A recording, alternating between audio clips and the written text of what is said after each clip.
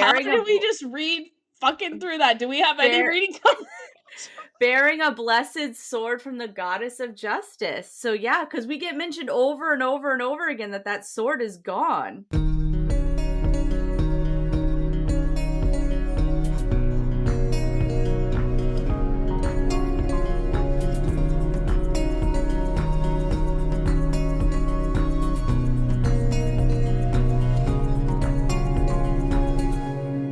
Hi, I'm Allie. And I'm Sam, and this is the Knit podcast.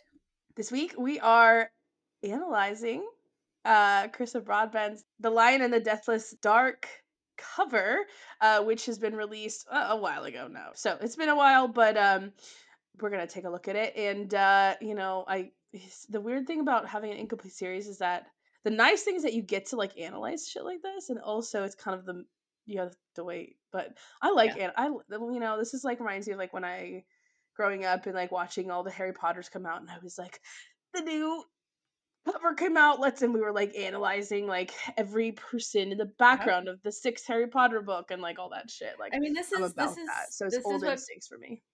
this is what people did with all of the like Marvel trailers for Oh yeah, I years. never got into Marvel, but yeah, totally, Or the exactly. Star Wars trailers and stuff like that. Yep. So yeah, we don't have trailers for books. We just have covers and a blurb. So we're gonna be some Covers and a nerds blurb. and figure out what this cover does, which it's a beautiful cover, but I love the violet. I don't think it gives very much away, which is great. But we do have like the back of the book blurb, so we'll read that and kind of see where this goes. And Mhm.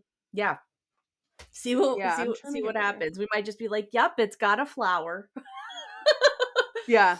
Yeah. So should we jump? Are we doing reading and writing Yeah, check-ins we can do a first? reading writing check-in. Yeah. All right. I didn't read shit. I am moving very slowly through Queen of Shadows. I just lied. I have been reading. Okay. Okay. Okay, but so you're reading Queen of Shadows I and you believe just that's kind the of one I'm in right leisurely now. pace. I'm Probably. in whatever one comes before I think my Empire next Storms. Oh no, I'm in Empire of Storms now. That's the one I'm in. Okay. Because I was like, Got it. Tower of Dawn is next. Yeah, so I'm in Empire of Storms now. Okay, yeah. The Queen of Shadow ends with the castle exploding. Yeah, already read that. So I'm not Okay. very far into Empire of Storms. I've been kind of like a little lazy with the transition of it. Mhm. But that's fine because it is what it is, and I know I love the book, so I'm not worried about taking a little break. Yeah. I've been doing some Grey's Anatomy rewatch, and that's what I've Mhm. been doing in the evening, and kind of dopamine hitting on a really lame game on my phone and stuff. So I've just been like kind of zoning a little bit more than escaping. I don't know. Sometimes I Yeah. go through things where I'm like, yeah, I don't really want to look. I also have had like really crazy eye allergies the last couple of weeks. Mm. And I'm like, yeah, I'm just gonna watch an episode and go to bed, as opposed to like stay up until 4 a.m. with contacts in my face trying to read lines on a page. So Yeah. I um I've been reading Red Rising and nice. that's pretty good. But it is weird and it has it's we always talk about like exposition because we're like I have such strong feelings about it and he both does really interesting exposition um in that it's like fun to like I honestly would study that first chapter because it does Hmm. the perfect kind of exposition where it doesn't tell you what's what Hmm. until it does start to do that. I'm like, Okay. it's like you just you understand by context clues that certain Hmm. things are happening, and the bits that you get are interesting. You're like, I want to read more, but then it becomes too heavy-handed and too telly, and Got it. that just drives me crazy. So, but it's still good, and it is still well written. I will also say Hmm. the main character's voice is kind of weird. Um, it's a man. I haven't read a man a male main character in a long time. Hmm. But also it's like I can't explain it. It's like this kind of like simplistic voice where Okay. he says kind of like short sentences a lot, and it gives him this sense that he's like I don't know what the right word is, but like not like dumb, but But like a like person of uh, few words or just cuts to the like chase kind of a thing, want or to say simple, but like that okay. makes it sound like I'm saying he's stupid. Yeah. But like it's like there's like, oh, frankness. That's kind of what Okay. Yeah, yeah. yeah. So, and Yeah. it's kind of weird to read a person's thoughts as frank because Yeah. usually people who are frank verbally, it's not like their thoughts are like that too. Yeah. You know what I mean? Well, Like, unless that is how the male brain works, and that's just not how the female brain works. What if it's a male-female thing, right? Where, like, men are like, "No, I said what I meant. There's no reading between the lines. That's what I was thinking. That's I said what I said." And we're like, "There's no way you're not thinking of more." And, like, now this is our insight to, like, yeah. a man's mind where it's like, "No, really, it's just that it's just that straightforward." I think what it actually is like a writerly, like, it sounds, and it does sound like it is really interesting and compelling, like, but just after so long of it, like if you read the Mhm. first chapter, you know what I mean in that first Yeah. paragraph. Um, Maybe but it like, has the, like, when they say, like, his words were clipped, like, does it feel kind of like that where it's just like, this like, I don't have time for the extra bullshit. It's straightforward, it's frank, that's it. kind of, I almost want to just fucking read you the first paragraph, but Maybe I'm he's just, so like, off so over topic. his fucking world that he's just like, Yeah, yes, and I think it is meant to connote a this is how things are. This is how yeah, life is because it's very bleak at the got it. start, and so I think it probably is supposed to connote that actually. Um Mhm. but it's just kind of, it would be fine if it was a short story, I think, but when I've read 100 pages of somebody who thinks kind of Yeah, that like, and he does have more complex thoughts, but there is just something about the tone that strikes me, and I do think it's interesting. I think it keeps people reading, sound nice.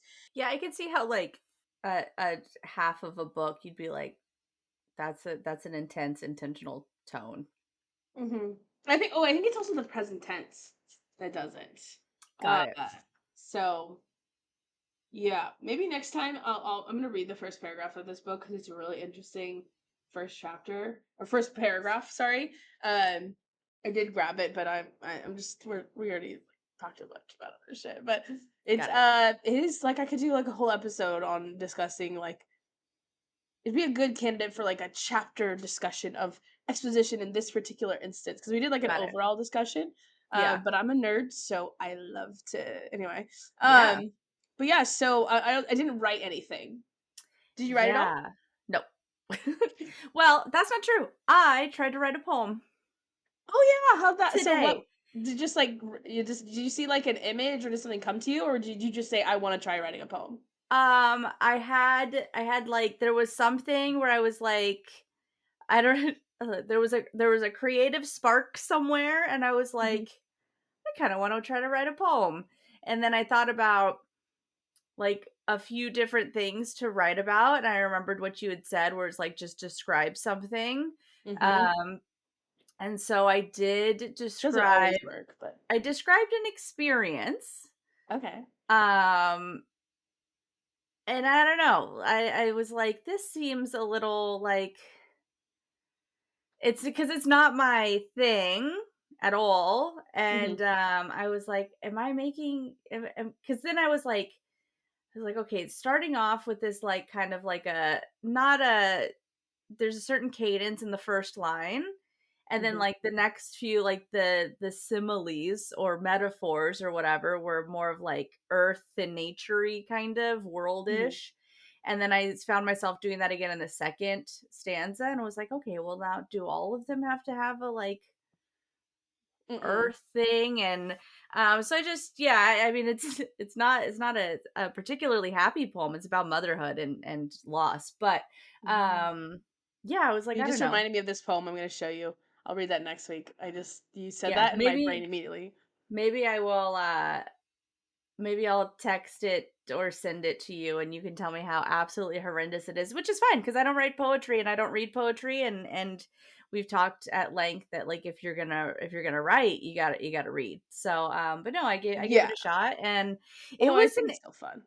it was an interesting experience, like an experiment almost to be like, how can I say something or give it a similarity where you get the feeling of it, but I don't have to tell you exactly what it is, right? So it was like, how can I give you this sort of imagery or an emotion without just saying this was happy or this was sad? Like, what can I compare that to in kind of mundane words?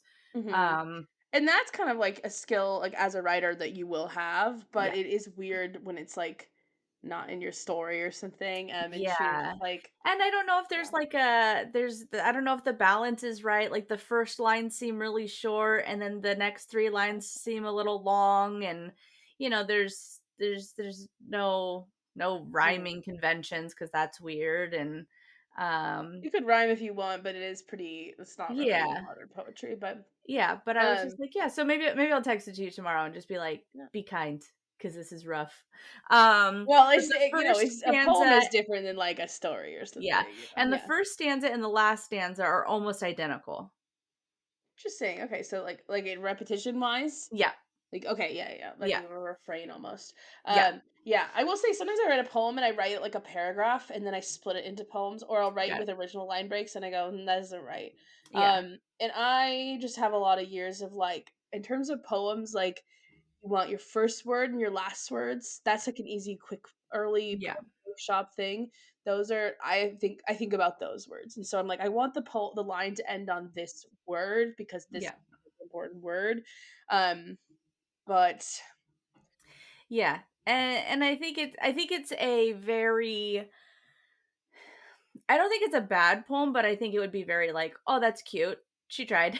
Or like a first undergrad, freshman, sophomore level poem where Mhm. you're like, "Yeah, they're I have so learning. many of those. Yeah, they're learning, they're trying, they're taking a shot at it."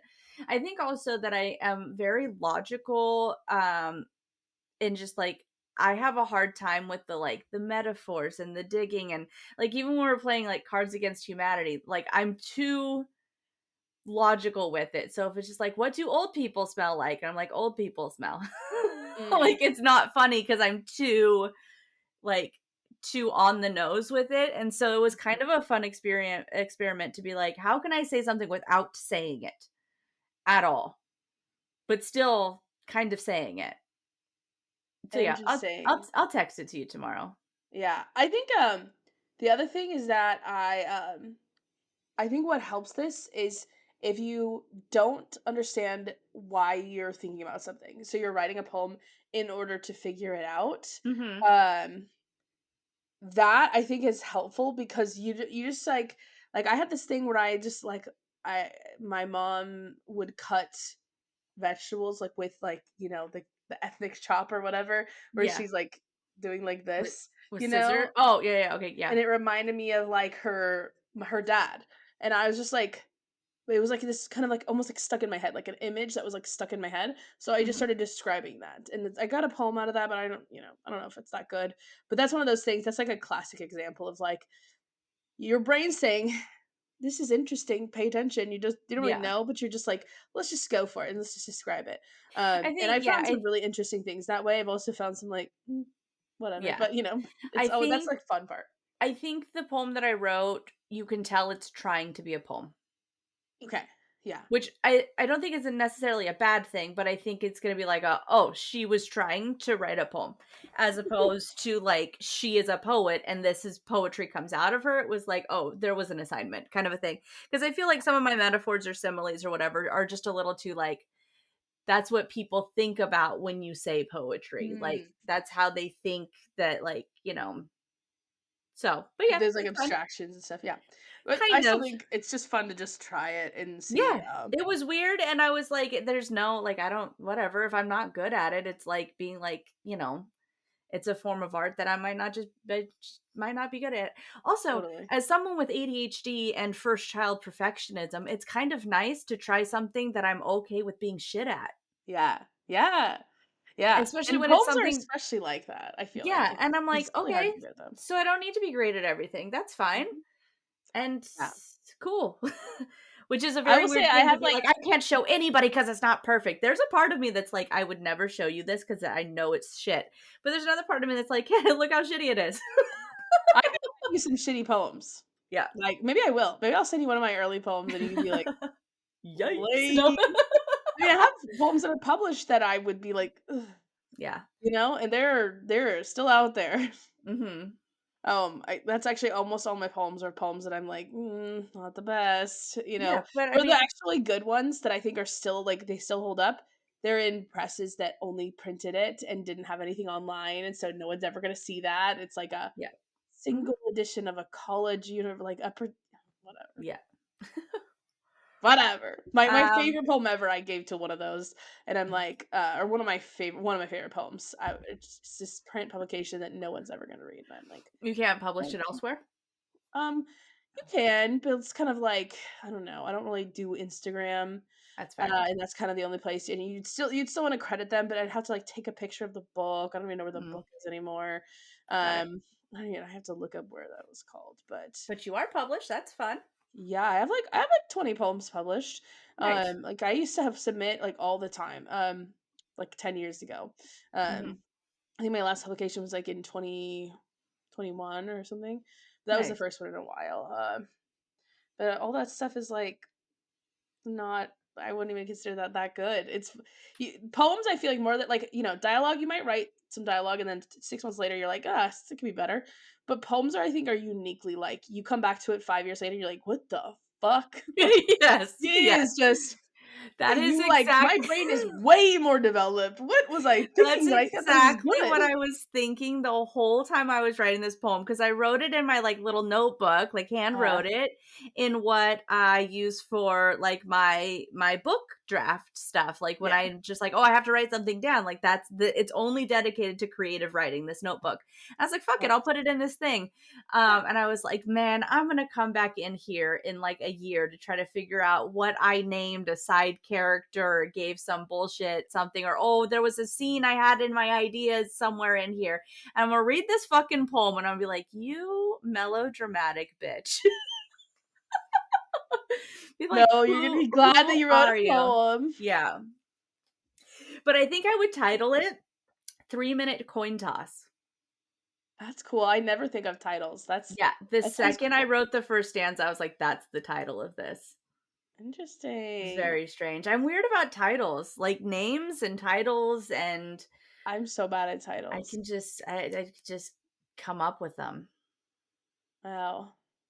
Same with questions when you like were like, "Oh, hey, what should we ask the audience?" I was like, "Oh, here's 50,000 questions that we can ask." Because I think it's a teaching thing where I'm just like, "Cool, here's 47 discussion questions." Then why don't I have it if it's a teaching thing? Hold on. What was that? He said, "How come I don't have it if it's a teaching thing?" Well, because I taught teens, and Yeah, teens won't talk unless you prompt them to. fair. Yeah. Okay. Okay, so let's look at this cover. Okay, do you want to read the blurb? I've already read the blurb, so do you want to read it? Yeah, out loud. Sure. Okay, so it's called The Lion and the Deathless Dark. It's the first of the Bloodborne duet. Um, if you made it this far, you should probably already know this. S- Not a spoiler alert. Well, probably we're going to talk other Crowns of Nyaxia spoilers, actually. So, Yeah. spoiler warning, you've been warned. Okay. Um, from New York Times #1 best-selling author and book talk sensation Carissa Broadbent returns with a brand new novel in the Crowns of Nyaxia series, The Lion and the Deathless Dark, the first book in the Bloodborne duet. Some blood tastes like vengeance, some blood tastes like grief, some blood tastes like nothing at all. Under an eternal night, the world has been ravaged by 10 years of war between humans and vampires. Kyrene scrapes by as a bounty hunter bearing a blessed sword from the goddess of justice, but in the wake of a devastating loss, Kyrene commits a crime that makes her a target for mortals and gods alike, and she is still desperate for vengeance. Her only chance for survival and revenge is making a deal with her enemy, the silver tongued vampire prince Septimus, who offers her one final job to slay the gods themselves. Together, Kyrene and Septimus must hunt the ultimate marks, all while navigating a web of prophecies and curses. Septimus is calculating and mysterious, masking secrets bloodthirsty enough to consume them both. Yet, most dangerous of all, Kyrene finds an unexpected kinship in him. But their growing attraction is deadly in a world where the only currency is blood. Kyrene will stop at nothing to fulfill her ultimate goal, to kill the goddess of vampires, even if it means sacrificing love for revenge. Okay. Yeah. Interesting. Yeah, I had not read that yet. Mhm. And so we're not having Septimus as the main character. We're having Kyrene as the main character. Yeah. But that Yeah. means that the final, because well, I guess so. The because the first books are always the women, and the second books Mhm. are split POV, right? It's not. I do Yeah, believe so, yeah. yeah. So I guess we'll get some Septimus POV. I was gonna say, Mhm. but that means the final book is gonna be all Septimus, and then I realized no, it's a split POV. Mhm. Um, that's interesting. It's interesting to get a brand new character in the second to last book. Yeah. Um, Isn't there technically, though, 4 houses because the House of Death is a house? yes. So your theory, I don't know if we said this here, but your theory is that there's gonna be another two books after this that are just. I mean, A big wrap up. Something. maybe, but I kind of feel like no because of the way that Carissa talks on her Instagram, and it Mm, feels very final. yeah. Um, I'm okay with that. but That works too. also I feel like it would go here. Like it would be like we just found that new house, and Yeah. then But it then feels who kind of would weird to rule like come it? back to it. Would it be Asar? I mean, Asar and Mish would rule it, right? Because they're already in because the House of the Dead is in the underworld, right? Yeah, so they're in it. Yeah. They're ruling it. Yeah. So then who's running the House of Shadow? Because he's running that. I don't remember. So I think they're running both. Because Hmm. because the sister dies, right? Doesn't he kill his sister? And he has the air mark, or is she still alive? Yeah, I think that's why. Isn't that why Misha has an ear mark now? Mm-hmm. Maybe it's just that maybe House of Death and Shadow are ruled from the Could House be. of Death now, and it's been like Yeah. incorporated or something. it's Um, it's incorporated. they said, "Come House join us. You House get of to." Shadow and Death Incorporated. Yes. Yeah. Think they sit around being like House of Shadow and Death, House of Shadow Death, House of Deadly Shadows. They're just like, what do we call ours? That would be us. House We'd be of Death such Shadows. nerdy. House of Death Shadows. Yeah, Yeah. that's funny. Yeah. No, they'd probably be like Death first because you guys fucked up, so you guys go Yeah. second. Yeah, for sure. Hmm. But yeah, I don't know. I don't know how I feel about knowing.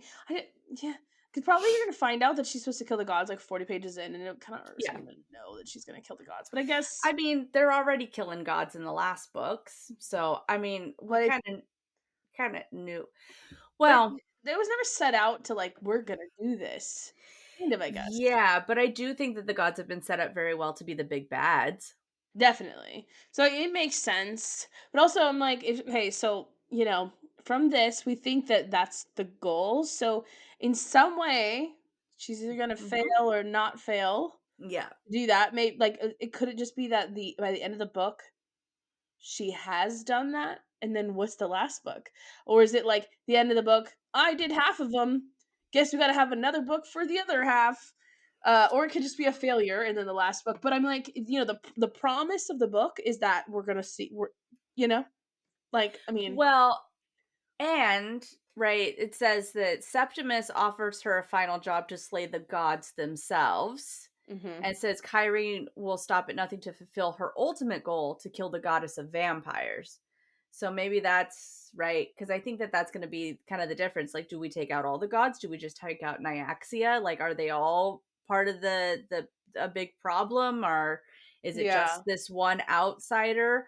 Or Nyaxia is kind of already the outsider. So what if they somehow use Nyaxia to take out the rest of the gods, and then Nyaxia self-sacrifices for her vampire babies? Like, that could be interesting.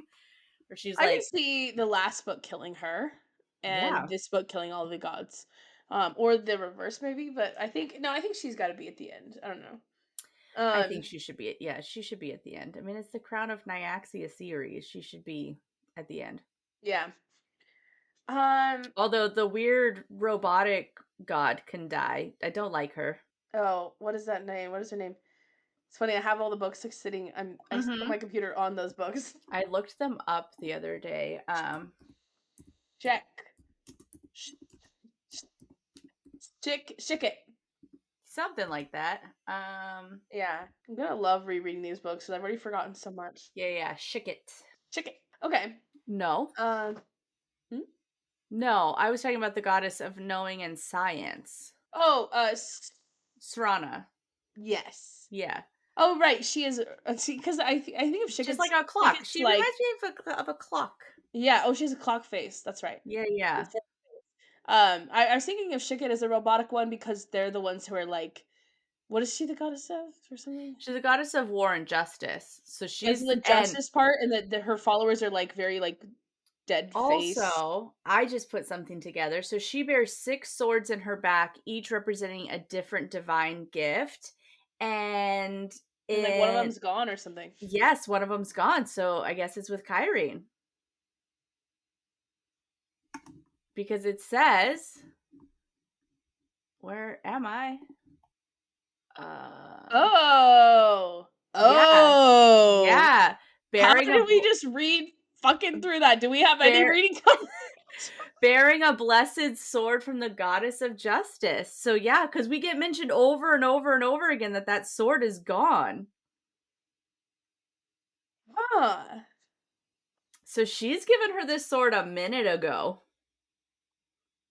What? And by minute, I mean a while.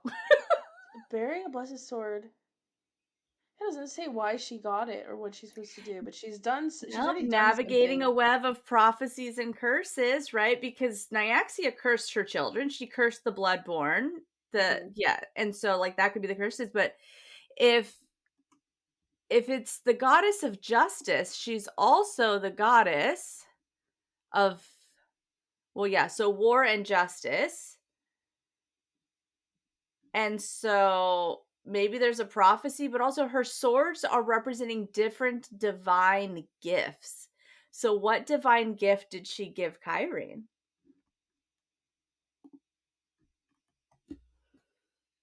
I don't know. That's interesting. Because I don't even it's know got what to they be could more than be. just Like, like it's what a are the fancy. divisions of justice? Like, vengeance, penalty, consequence. Is Could she be. like stabbing people and then they I have to don't see the know. consequences that they've created, or is it Yeah, like, I I don't don't know, think like, that we've ever been told though what the divine gifts are. oh, I would Me think that they're particular to justice. So like, I'm trying to think of things that or would relate war, to yeah. justice, or yeah, war. Yeah, like what is war? The sort of colonialism. I don't.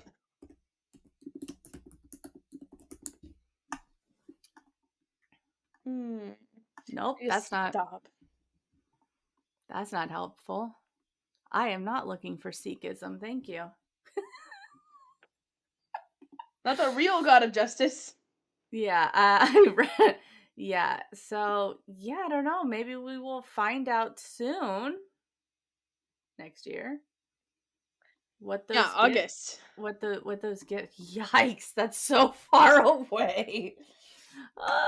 Yeah. Yeah, it really is. See, I know I don't know if I've said this on this podcast before, but I wish the one thing is that I wish that Broadbent did not make these duologies because first of all, it kind of gives weird importance to like, for example, Septimus. He's the last of the duology. And I don't know, it feels like Araya should I don't know, but they're different. I don't know. There's something about like the pacing of it, and I do like a different style of story, but I almost wish they weren't so connected. Like I wish it was like this is within the Crowns of Nyaxia universe, and these are Hmm. three separate duologies. They are not, I mean, they are. I don't know. I part by like yeah. I wish they weren't so like neatly confined, so I could be like, Hmm. well, something has to happen in this book, and we're gonna see X, Y, and Z, and I wish it was like you know Mish runs away at the halfway through the second book and starts the shadow stuff in the middle of that book, and then we get the conclusion at the end of the second book, and then so it's like more interspersed and feels less clean. That's the only thing that Hmm. feels like kind of um Too easy. manufactured. Hmm. Okay. But maybe that's just me being a psycho. I don't think it's you being a psycho, but I don't have the same qualm. I like the Yeah. cleanliness of it. But It feels clean. It feels like yeah, tidy, and I'm like That's not how stories go. Yeah, Um, I I think like the clean and tidy. okay, okay, so maybe you're just the majority. No, Um, that's fine. Did you read Atreus's what is did it you called? read Sorry? Slaying of the Vampire Conqueror? No. That's the only thing I haven't read is that book, and I'm gonna buy Okay. that as soon as I get. There is a vision, memory, dream, something that he has a couple of times in that book, and I'm wondering if Oh, that if is it's going connecting? to come into play because of how they say something, and I'm wondering if this is Septimus that's in that memory, vision, nightmare, something, I can't remember what it was, or Interesting, if it's okay. related to Septimus. I think it might be an older brother, Yeah, there is a because dead brother for sure. He is yeah, like, he's talking then about how I'm his pretty parents were such very grieved. yeah, so I'm pretty sure that Atreus was there when Septimus's brother died. Okay. Alright. So, well, and I'm gonna read that book, like I said, Yeah, as soon as the and because next time I buy Septimus books, I'm buying that book. yeah, Um, because Septimus and Atreus are cousins. oh, I thought they were brothers. Cousins. I thought they were brothers too. They're cousins, and we are never really told why he has horns. That I remember you saying that. Yeah. Yeah, Yeah. and so I think that we will definitely find out why this fucker has some horns. Yes. Hopefully, maybe, and that could be the the secrets and prophecies and curses and stuffs. Okay. But yeah, Um, I'm so here for Atreus to come back. I love Atreus. I was a big fan of him and his I don't know if lady I love friend, him who that I can't remember much. her name off the top of my head right now. Silene? Yes, I never read the book. How did I remember that? I don't know. Um, I was pronouncing blindfold it lady. Celine, but You're right. That's probably what it is. and then there's Lilith Yes, Lilith and and Vale. Vale. I do like Lilith and Vale. They're cute. Yeah. Oh, hey, look! I didn't forget my phone. It was in my pocket.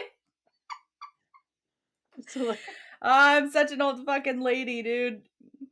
Like, where are my glasses on my head? Oh my god. that's funny. Anyways, okay. So Uh, let's look at this. Let's look at the this cover. picture. Yeah. So, well, obviously, I think we're seeing that sword, Mm-hmm. Yes.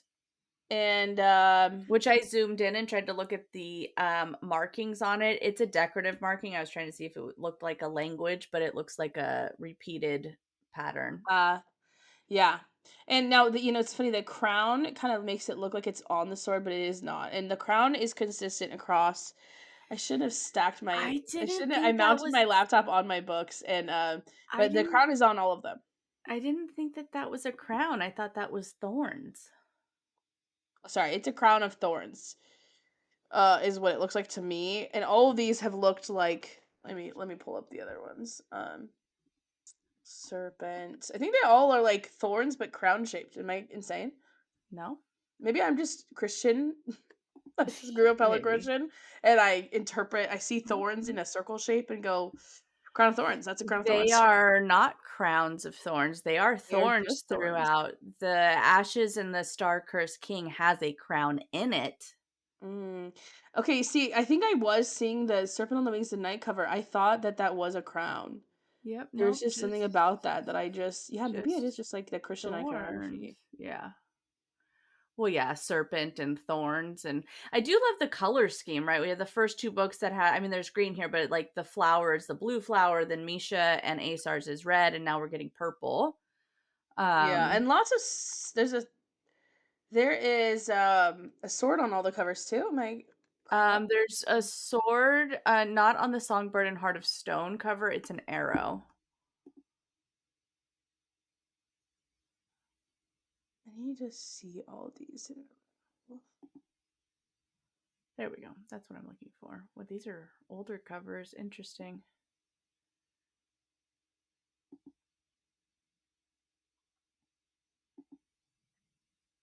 Um. Oh, okay. Yeah, there isn't a crown on the ashes of the Starkers King. and there's a sword. It's a different sword for sure. It's a different Um, sword, and then same with so and Fallen in the Kiss of Dust, that has a sword. Slaying of the Vampire Conqueror also has a sword, a different sword. Scorched Roses doesn't have thorns on Yeah, it. Am I crazy? Scorch Well, what A did you lot of them just have a do? flower element. What? Okay. Uh, sorry, my computer was being silly and I was getting frustrated. So 6 scorched roses. I mean, there's roses and fire in the background. The Oh, I serpent am and the seeing the wings of night. The two covers. They're different serpent weird. and the wings of night is kind of wild. There's two different The old covers. cover? Yeah, the one with like the snake and the sword that's straight down versus the one that matches the others. Yeah. Here's the other thing is that we have not seen. I just need to find a good picture of all the covers. That's simple. Why are you doing this to me? Okay. I have not seen we haven't seen any snake iconography. Am I crazy? Mm-mm. Just in the first book, the very first book. Serpent. Who's a snake? No, in this like who is the snake representing? Do we know? Like we know like okay, it makes sense that like for example, Ashes and Starker's King makes sense that there's a um crown because it's like about a king, right? Rain would be the serpent.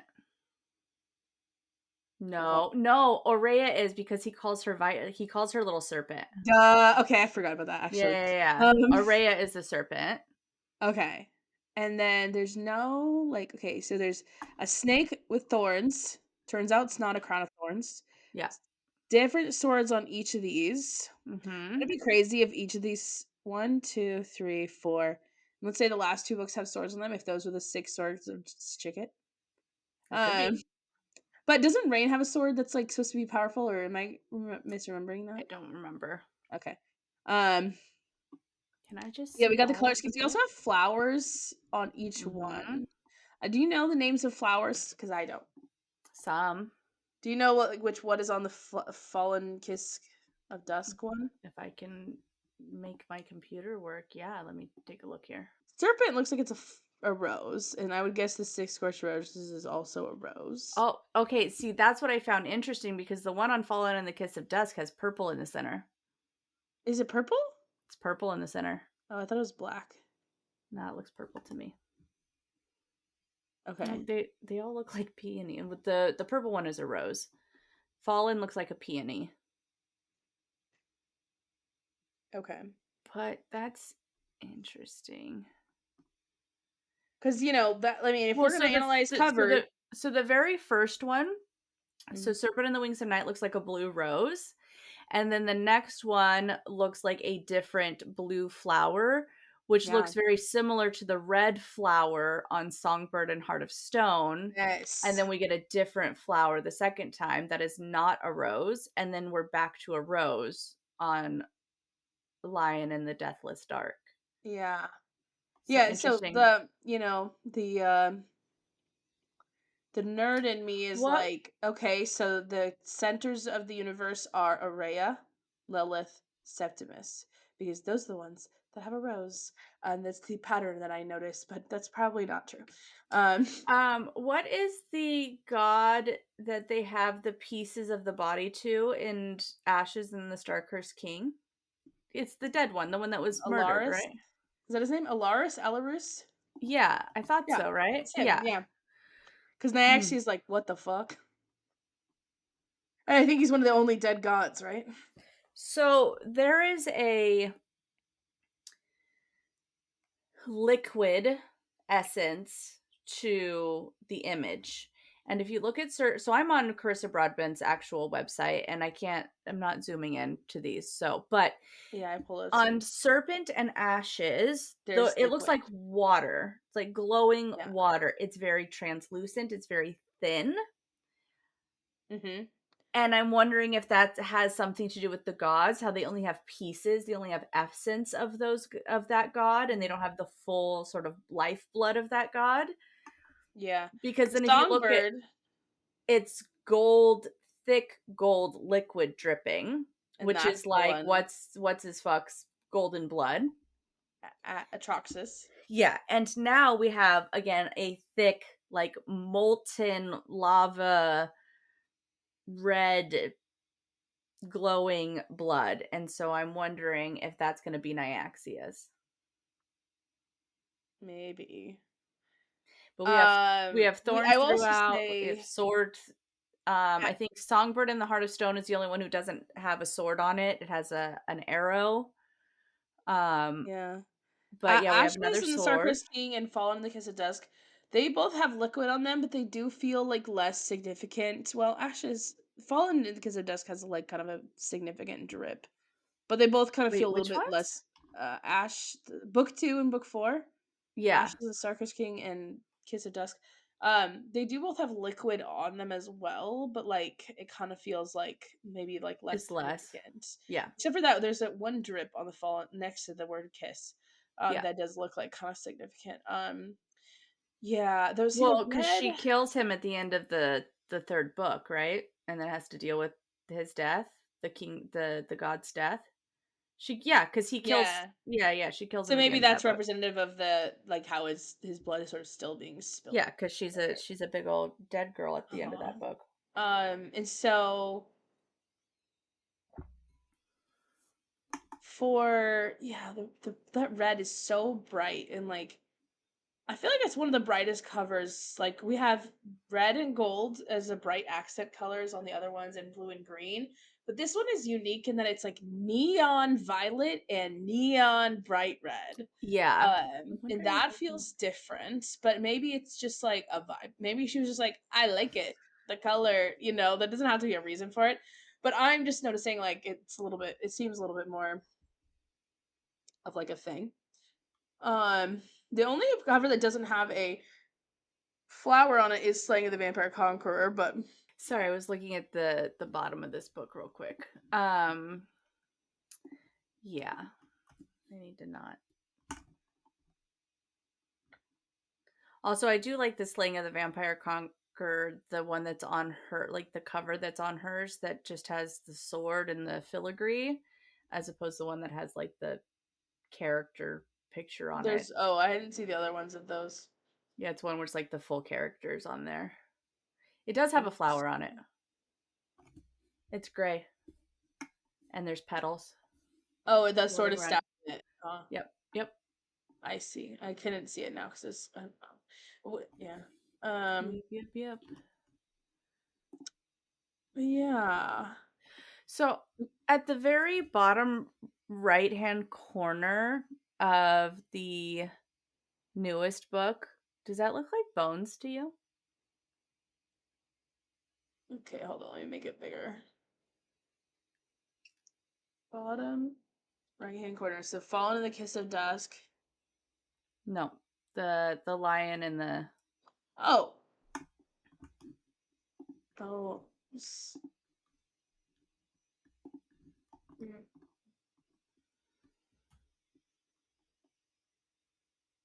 Mm. it looks kind of bone-ish to It me. kind of looks like it could be like flower buds that are like kind of dusty or got ash on Yeah. them, which would actually make sense. I bet you the Deathless Dark is the fact that they've lived without sunlight for 10 years. Yeah, I also want to know how humans are surviving. Maybe If they're not. Well, yeah, because we don't know if Kyrene is human or we do because she posted it on her TikTok, Instagram. I feel like it's in the epilogue that she is human. I think so too. Yeah. Mm. The Deathless Dark Lion. So we've got Serpent, we've got Lion, we've got Songbird, we've got yeah. So in terms of also our animal imagery, we've got Araya the Mm-hmm. serpent, Mish the songbird, and I'm assuming Kyrene is the lion. Yeah. And I like that none of the men have animals. Just kidding. I like the symmetry of this. I like the clean duologies. Each one starts with an animal representation for the female. I kind of dig it. I think there's a fun like it's clean for me. I can see how, Yeah. and I kind of like that it feels both very clean, but I think that it could also overlap in really great ways. Like, I Mhm. don't think that she does it so kind of methodically that we're not open to surprises or open to other characters coming back. Mhm. Like, I do love that we get some Aurea and Rain in the Shadowborn Yes. duet. We get some Lilith and Vale in the first and second duet. Then we have an Atreus moment in Fallen and the Kiss of Dusk. Hopefully, we're getting some more Atreus in Lion. And so, like, I Mhm. kind of like that there's some of that kind of things. Mhm. Yeah, I think I just don't like that I can kind of guess at what's gonna happen, and I don't like Yeah. knowing, But that's one thing that I trust with Carissa Broadbent is that that'll still the surprise you. the things that you can guess are still, like, they don't outweigh the things that are certainly gonna be unguessable. Yeah, that's true. And I I will think that say she I guessed a lot of Fallen in the Kiss of Dusk, but I just wasn't like mad that I could guess it. Mhm. But that's kind of a gamble. But that was pretty guessable. So some Yeah. things, not some of the things that the gods are more interesting. Yeah. But I was like, oh, I wonder who's gonna be the, They I kind of by the end of the also first book, I was like, I get it. I think they also set up, I don't wanna give too much away because I know you haven't read that novella, but they give up a little bit of, like, the thought process and the ways in which the gods care or don't care about life in Slaying of the Vampire Conqueror. And so I think Interesting. that there's a damning of the gods in that book that I think will make the next book, the payoff of this war with the gods, feel much more earned. Okay, I'm excited to read that book. That is like Yeah, very it's high on good. my And list. it's good. It's very good. I think I like that one more than I like Six Scorched Roses. And I love Six Scorched Roses, but I loved the Slaying of the Vampire Conqueror more. I just didn't expect to like a novella, to be honest. Yeah. Frost and Starlight, I was like, okay, Yeah. sick. I was like, whatever. But that I was like, this is so cute. Oh my gosh. Um, and it was like the Yeah. perfect length for that too. Um, yeah, dude. Yeah, see, her covers I think are uniquely hard to analyze. They're kind of only Mhm. analyzable if you look at them, if you compare them to the previous covers and like talk about like what is the Yeah. consistency and what is it, what can that tell us about the consistent themes and possibilities. But also, I feel like after I read the first book, I was like, I don't understand the cover more necessarily. I can guess Mhm. at why these elements are here, but it's not like the cover reveals things on the story that you understand in hindsight. It's just like those are some elements, and I don't think that's not like Yeah. bad necessarily. But it's just that like it makes it really hard to guess covers. Whereas But like, I some covers really you're like, oh, what is that? And you could really kind of have yeah. fun with it. Um I do think that that's kind of a fun thing because you already have yeah, oh this yeah. blurb on the back, and I kind of like that the covers don't give away a lot. I Yeah. also think that with the cleanliness of the story and how it's sort of organized, the You fact that wouldn't want too much. these Yeah. covers also, well, and not so much that it doesn't give it away, but the thought process into the covers matches the organization and thought process of the storytelling. Like, the flower imagery, the matching color of the flowers for each thing, the, like, Hmm. the thorns kind of work their way throughout all of the things. I think that they work well together and stand alone, but still, like, I don't know, there's something about it that seems very intentional, very thought out, and in a way that is appreciated as someone who wants to show these books off on a shelf. Yeah. Like, one thing that drives me nuts about the ACOTAR books is that the 5th book doesn't match the fucking rest of them. Because it That the has the thing. spine Yeah, that the spine doesn't match. Like, you gotta line that shit up. These books are meant to be shown. They're meant to be read, obviously, but they're meant to be kind of put on display. They're beautiful books. Yeah. And I like the thought and intention into the cover. Me too. They go well together. But yeah, so Um there's not a whole lot we can say without reading the book. I don't But know I if I there's like I like the sort of speculation we have done Mhm. here. Because yeah, there's so many interesting things. Septimus is interesting. That blood curse we knew was gonna come Yeah. back in some way, but I am more on board with liking Septimus because I was real on the fence. I remember, like, I think that's in my notes for one of the books is like, I'm not prepared to like Septimus. I'm so very prepared to like Septimus. It's fine. if we can like Um, Elaine, we can like Septimus, huh? that's fair. And I think the waiting works for that because I was just like, fuck this guy. And now I'm like, Yeah, I just trust maybe, maybe, Carissa. maybe fuck this guy. Maybe. Yeah. Yeah. He always seemed kind of older to me too, so that's kind of Yeah. why I was like, I don't know, He I was picturing is like a 50, 60-year-old. he is also the heir or ruler of the blood the House of Blood, right? Yeah, Yeah. yeah, yeah.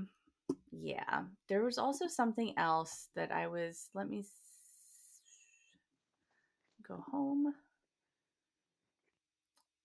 There was something in the description, and let me see if it's still on here or if I'm remembering incorrectly.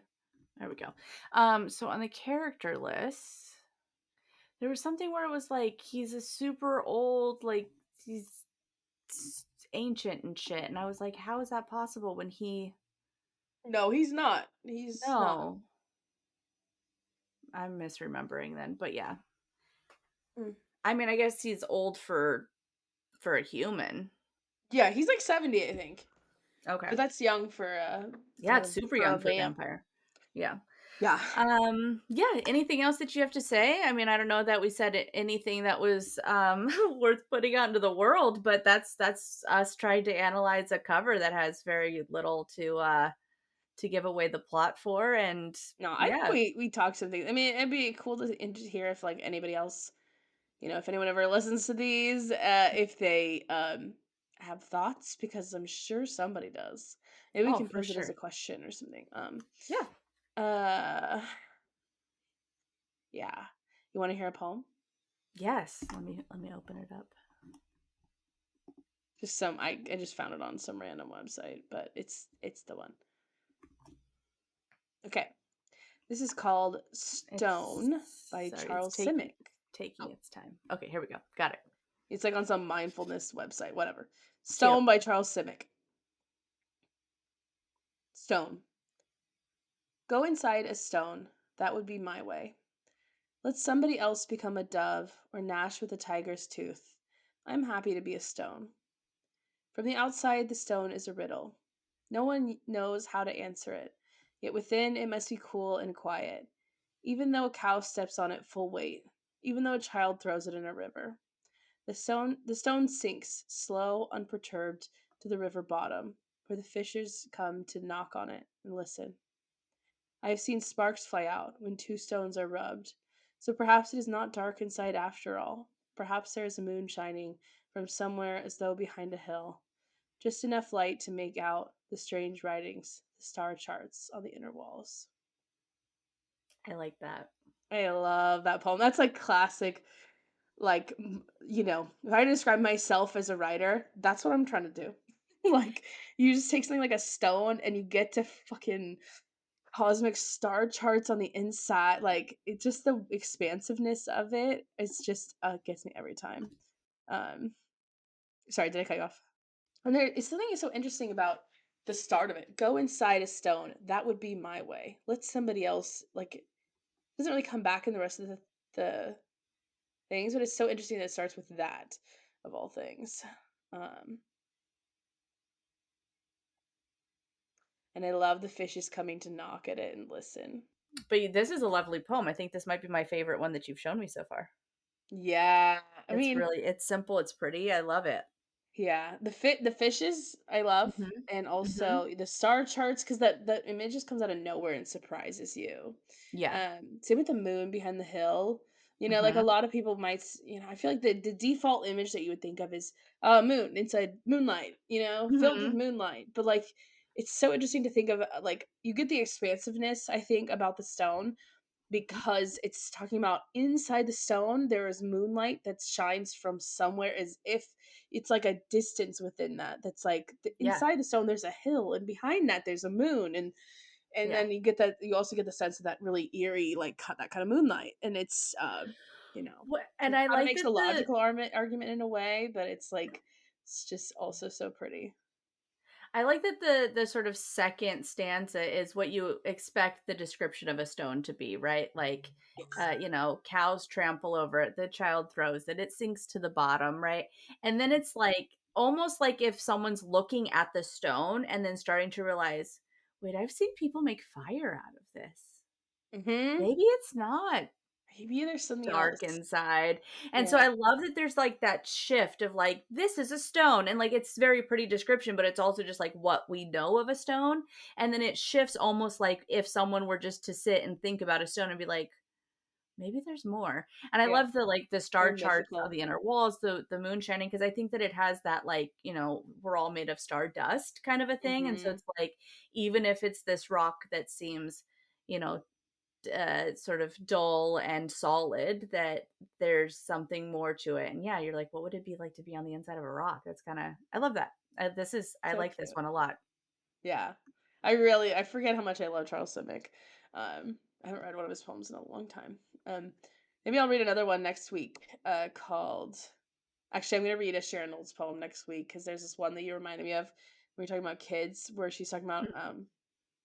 it's like about childhood, and it has this interesting metaphor of an orange peel. Oh, And so, but then after that, maybe I'll do. He has this one called Fork that I love. I can't quite remember it, but it's kind of like this. I think he has mhm. several poems that are kind of like an object, and just like almost like an ode or a meditation on that Nice. object. Okay. I think that's a great This does poem definitely feel format like a too, actually. this definitely feels like a meditation on like Yeah. that's the perfect description of this. It's like someone's meditating on What and is a stone? getting past that, like a stone is this and this is what I know, and then that shift of being like that, like almost like that idea feeling you get when you meditate, when you're like you go a little further and a little bit more abstract, a little more like, Mhm. yeah, this is lovely. I don't know Okay, that feeling. so got it. I do, not through meditation, but through zoning and just being Uh, living in an ADHD brain. Um, yeah. and having tiny humans that you want to be silly with Mhm. sometimes. But yeah, so What are I we don't know. doing next time? I don't know what we're doing next time. We'll do something next time. Yeah, we'll throw out some ideas on our own time and we'll come back with something exciting. Yeah. Okay, Cool. well, until then, keep reading. Keep writing.